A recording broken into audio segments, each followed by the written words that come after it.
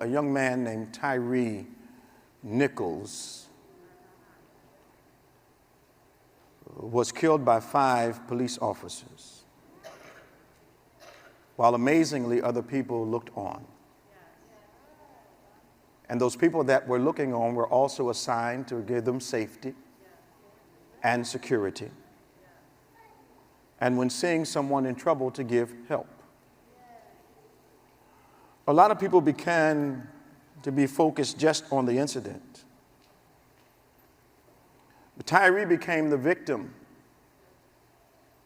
of a culture of violence. The obvious lack of humanity reveals a systemic loss of heart, a systemic loss of courage, a systemic comfort with violence. There was no visible evidence of the love of God, therefore there was no visible evidence of God. The regional negative forces, both human and spiritual, were hard at work in that incident. I don't know if you noticed or not, but that was a purely satanic moment. The whole event is a revelation. The whole event is a significant reminder. It is confirmation that further reveals a condition of the culture, a national condition that I call a lack and loss of heart, especially for one another. What pained me while I watched the 30 seconds I could stand is that this loss of heart and concern for one another seems to be diminishing all the time.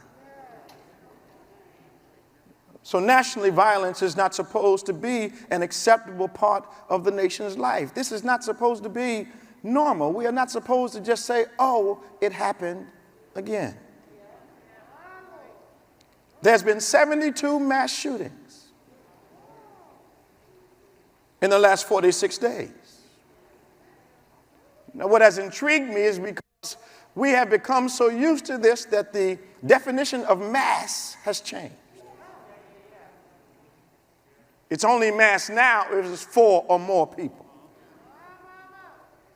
This in itself is very telling. One person, one life is now statistically insignificant from a national point of view. In other words, you hear about the mass loss of life. But now statistically, the individual loss of life is not national news. Y'all don't have to say a thing. So there's a shift in our perspective regarding how precious life is. The margins where violence once dwelled have been slowly expanded, so much so that this violence has become a part of our national expectation. You can't go to the Walmart without wondering. We move from isolated incidences to normalized occurrences. The national heart and the national conscience has been cauterized. Feelings cauterized, emotions cauterized, concern nationally has been disabled. Nothing, no amount of violence stimulates our leaders to change. This platform for violence so permeated the mindset that January 6th has been called a tour. I've been to the White House. I've been to the Capitol.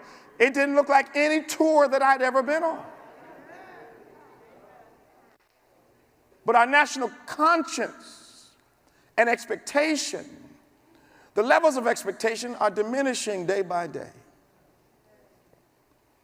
Now you wonder if going to work is a risk. Children at play, is that a risk?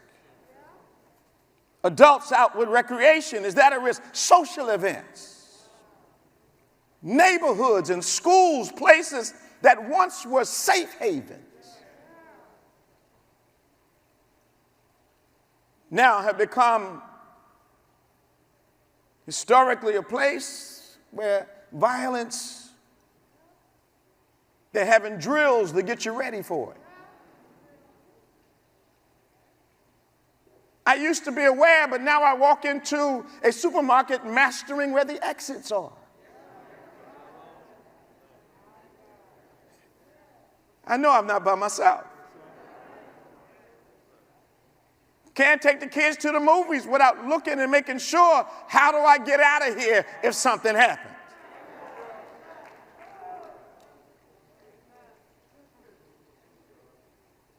Churches have become soft targets, but we ain't soft here.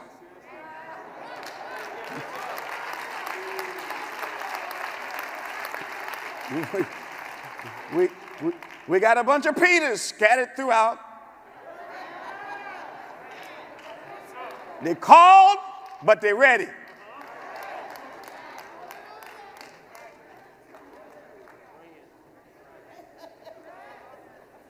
It's my job to take care of y'all.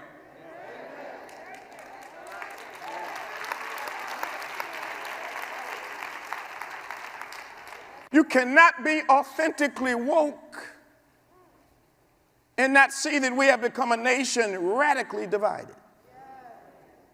But the Bible is clear, anything divided can't stand for long. Christianity has suffered some, but not everywhere, just in some places. They got this thing now called Christian nationalism. It's really simple language. It's the politics of religion. It's politics masquerading as religion. It's religion influencing politics, not to the word, but to its preferences. You have to believe what I believe, or I hate you. Even though your belief is destructive and divisive. Theoretically and historically, the church is the champion of separation in state. This is why this thing is so ambiguous. The champion of the separation. And now some churches have blended their mission statement with politics.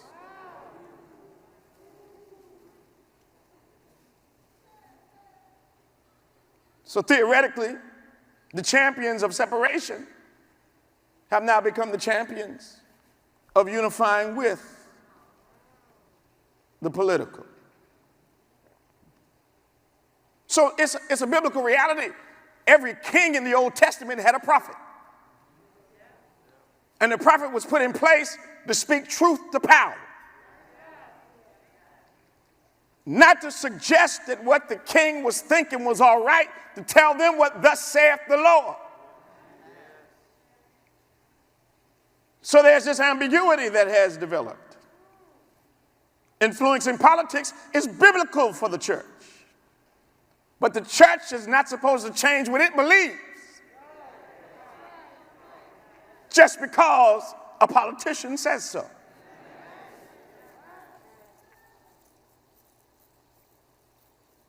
Some religious leaders are ambiguous. And that's why the nation is so ambiguous. Protect the fetus, but refuse to protect children, teens, and adults. Protect them from a life full of gun violence. So what's wrong with us, America? America is suffering from a lack of love. For what? For our fellow man. And according to the Bible, if I have a lack of love, I have a lack of God. God is on the nation's money. But I'm not sure God is in the nation's heart. There's too much racism for that to be a reality. So as I'm studying this, I'm asking God, where is the love? Too much racism.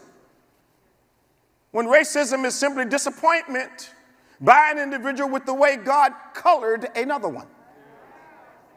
When you're a racist, you don't agree with the way God made other people other than you. I'm trying to help you. Not only do we have racism, but we got what I call this inactive compassion. If I hear one more person say, my thoughts and prayers are with you, a statement designed to get your trouble behind me. Inactive compassion has produced homelessness and hungry children, a society that closes the closet door of their problems and pretends like there's nothing behind the door. So we're divided when equal opportunity is the fruit of a lack of love.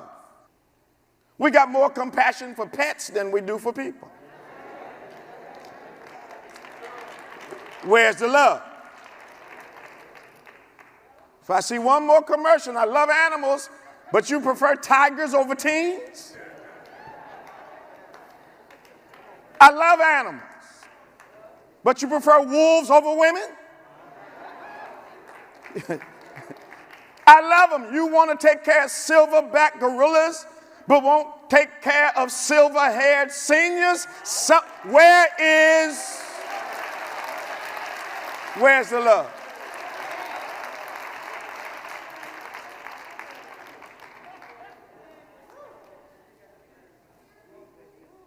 Where's the love?